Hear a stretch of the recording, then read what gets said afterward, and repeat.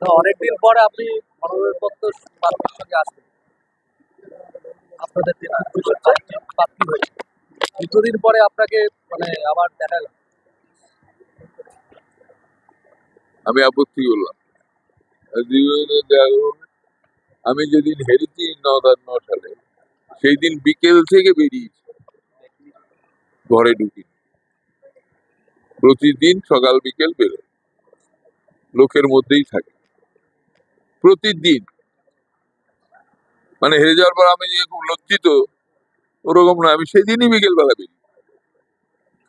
তা আমাকে এইসব প্রশ্ন করাটা ঠিক হচ্ছে না? না, আবার ছট করে অন্য রাজ্য হয় না, দেখো এই সমস্ত চালাকি আমার সঙ্গে হবে না।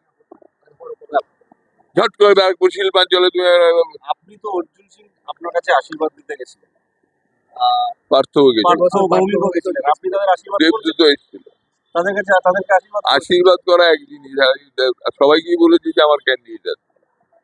আচ্ছা, মানে ওদেরকে আশীর্বাদ করলেও আপনার ক্যান্ডিডেটের জন্য আপনি লড়াই করবেন না, আমার ক্যান্ডিডেটকে তো আমি হারিয়ে দেবো। মানে question is very stupid question. আমি বলছি আমার ক্যান্ডিডেট, তারপর বলছেন যে প্রত্যেকে আপনার কাছে আশীর্বাদ দিতে যাচ্ছে, এই ব্যাখ্যাটা কি? ওদেরকেই জিজ্ঞেস করবেন,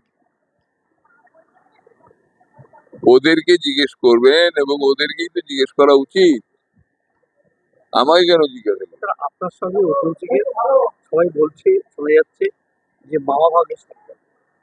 না, কোনোদিনও মা ভাগ্নের সম্পর্ক ছিল না। ওখানে আমার বন্ধুর ভাগ্নেরা থাকে, তারা সব অর্জুন সিং এর এগেইনস্ট। জ্যোতি বসু মমতা বন্দ্যোপাধ্যায়কে আশীর্বাদ করেছিলেন, তারপর উনি ক্ষমতায় এসেছেন। জ্যোতি বসুর জন্মদিনে যে মমতা বন্দ্যোপাধ্যায় বাড়িতে গেছেন, আপনার কাছে স্টুপিড কোশ্চেন মনে হতে পারে, কিন্তু প্রসঙ্গটা তো আসবে। না, এইটাকে আমি এই প্রশ্নের আগে তো আমি স্টুপিড বলি।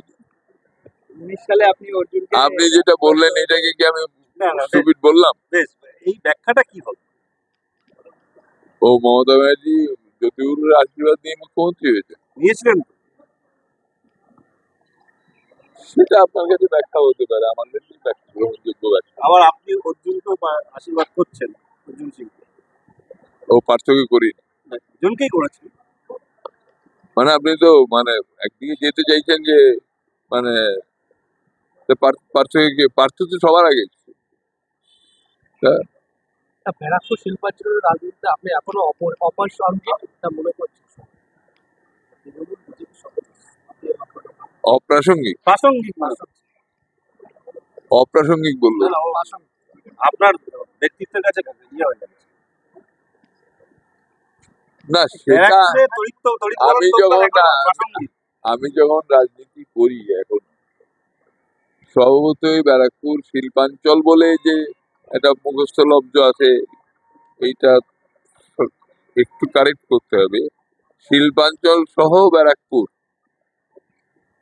হ্যাঁ, যে ভাস্ট এরিয়া, সেখানে রাজনীতি যখন করি তাহলে কিছুটা প্রাসঙ্গিকতা যতক্ষণ বেঁচে আছি থাকাটা উচিত।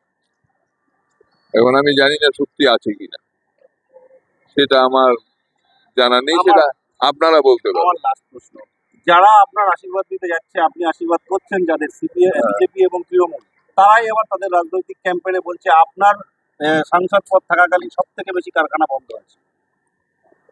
ভুল কথা, ভুল কথা। টিটাগড় পেপার মিল বন্ধ ছিল, সেটা খোলা হয়েছে। টিটাগড় পেপার মিলের সেকেন্ড পার্টটা কাকিনাড়াতে, ওইটা খোলা হয়নি।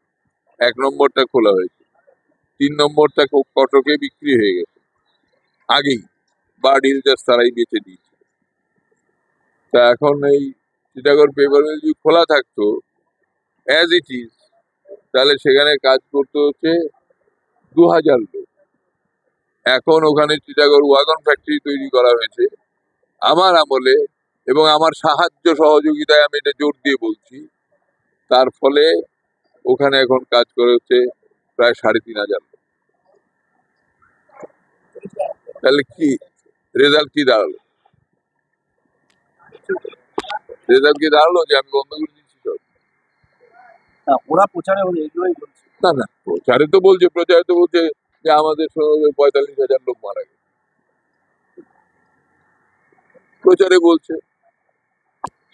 সে তো মমতা ব্যানার্জি শ্মশানে গিয়েও বসে থেকেছে, মানে বডি জোগাড় করে সিপিএম এর ঘাড়ে চাপানোর জন্য। হ্যাঁ, ঠিক আছে, ঠিক আছে, থ্যাংক ইউ। সব বসে থাকে।